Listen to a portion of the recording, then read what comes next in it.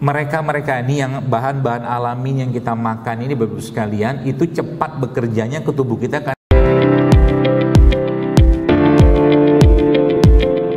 Nah, kembali ke likopen tadi itu ya. Maka Bapak sekalian, likopen itu kalau saya tanya, misalkan ada orang dia akhirnya sembuh dari prostatnya dengan izin Allah, terus dia minum atau makan tomat.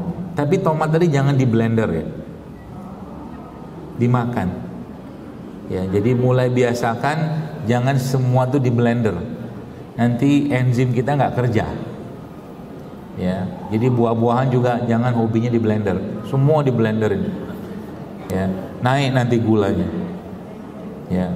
Sudahlah gulanya naik tanpa dikasih apapun, tambah gula lagi, tambah kental manis lagi, kombinasi yang sempurna untuk menyiapkan kita kena kencing manis.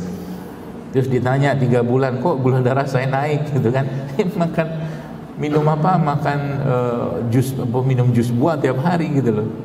Ya seperti itu. Nah, tadi kembali ke likopen tadi itu, sekalian. Maka kalau ditanya, berarti orang itu kalau dia sembuh ya, biiznillah tentunya ya, dari prostatnya, misalkan penyakit prostatnya, setelah minum atau makan tomat, maka saya yakin Anda akan menjawab, oh itu karena likopennya gitu.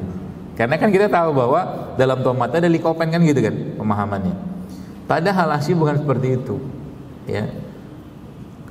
Dunia sekarang ini ya, dunia pengobatan ya sekarang ini kan cenderung masuk ke pemahaman namanya reduksionisme. Direduksi, dikurangi semua. Contoh begini biar Anda paham.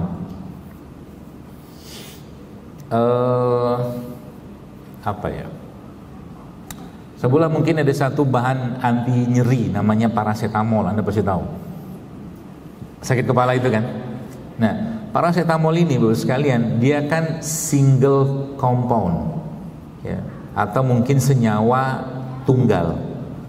Oke. Nah, dari mana resep atau formula si paracetamol diketahui? Aslinya itu ada di bahan-bahan alam, aslinya. Tapi di bahan-bahan alam mereka itu dalam bentuk kompleks compound, jadi senyawanya kompleks. Oke. Nah, senyawa kompleks yang ada pada bahan-bahan alam ini ya, itu sama dunia farmasi modern saat ini tuh dilihat senyawanya apa ya. Misalkan yang untuk anti nyeri, oh ternyata senyawanya misalkan istilah kita tuh A1, B1, C1 diambil dari situ ya.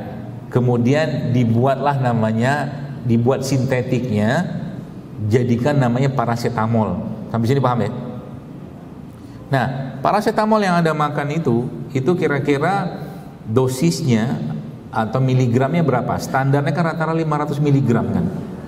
Ya kan, sekali minum ya. Nah itu senyawa aslinya ketika dia berada di dalam bahan alamnya itu kecil sekali, 0,00 sekian kata lagi, saya lupa lah berapa. Misalkan apakah dalam jahe itu ada anti nyerinya? Ada. Jahe itu punya anti nyeri, kunyit itu punya anti nyeri, bahkan serai juga kalau Anda buka data-data itu ada anti nyeri. Cuman dalam porsi yang kecil banget. Ya, dalam porsi yang kecil banget. Sehingga sebenarnya ada sebuah istilah kan orang bilang kalau minum herbal itu lama.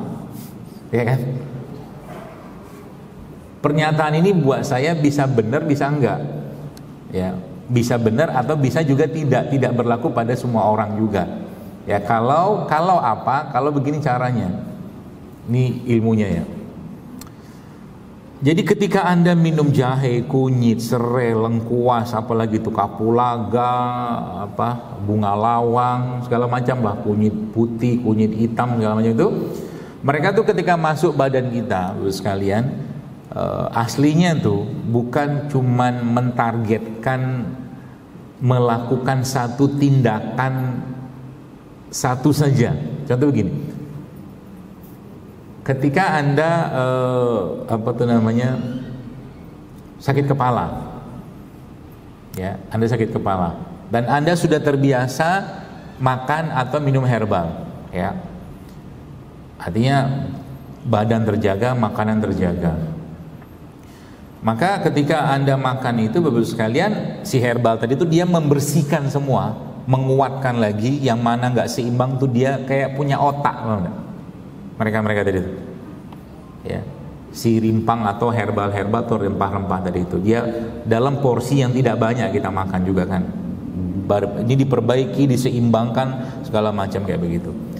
Nah, orang itu udah rutin makan nih, misalkan kayak begitu, si herbal atau dia makan sehat segala macam. Dan ketika dia sakit, ya, ini kan udah stabil nih, pusing misalkan atau sakit kepala, dia makan lagi itu, nah dia nanti karena ini sudah stabil, maka dia bekerjanya itu akan menguatkan yang tidak seimbang di situ, sehingga nanti bisa jadi tubuh itu akan cepat keluar reaksinya kalau sebelumnya dia sudah makan dengan teratur.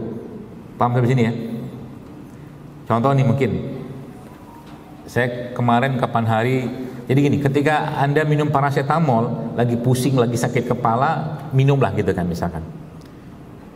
Biasanya akan muncul reaksi habis itu, misalkan keringetan, lalu pusingnya hilang.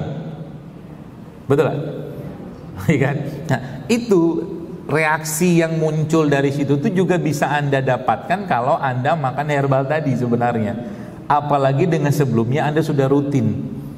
Ya, kayak kemarin saya cerita tuh sakit kepala, entah apalah cerita sakit kepala, nggak tahu kenapa. Akhirnya saya bikinlah di rumah, bikin sendiri. Saya bikin jahenya agak banyak, mungkin sekitar berapa jempol itu saya ambil itu, ya, jahe mungkin 3 atau 4 gitu. Kemudian kunyitnya saya ambil sedikit, cuman dua telunjuk gitu, saya ambil, jadi banyakkan jahenya, ya, saya godok sebentar, kemudian saya kasih lada hitam, saya minum itu. Sebentar keluar keringat, alhamdulillah akhirnya hilanglah pusingnya, ya begitu. Nah, tadi yang saya cerita tentang si likopen atau paracetamol tadi itu, jadi sebenarnya dia tuh anti nyeri dalam mereka itu ada, cuman dalam jumlah kecil. Makanya kenapa saya mengajak Anda tuh hidup sehat, sehingga apa, nanti kalau seandainya ya qadarullah kita harus sakit, dan manusia kan nggak mungkin lepas dari sakit gitu kan. Mereka ini yang bahan-bahan alami yang kita makan ini, Bapak sekalian, itu cepat bekerjanya ke tubuh kita karena kita sudah beradaptasi dengan itu sebenarnya, ya. Beda dengan ketika ada orang yang dia nggak terbiasa, makannya nggak bener, ya, jarang minum rimpang, jarang minum herbal apa segala macam, ketika sakit ya nggak bisa secepat itu juga gitu loh, ya. Jadi pernyataan tadi itu kan bisa dipahami ya, bahwa pada satu orang mungkin benar, tapi bagi orang lain belum tentu benar gitu loh. Ya, itu kuncinya sebenarnya. Makanya ketika seorang itu mulai menjaga badannya, ya, dengan mengkonsumsi makanan yang baik, ya, tahu yang lemak yang dimakan tuh lemak yang sehat, kayak gitu, maka dia akan mengembalikan keseimbangan tadi itu aja.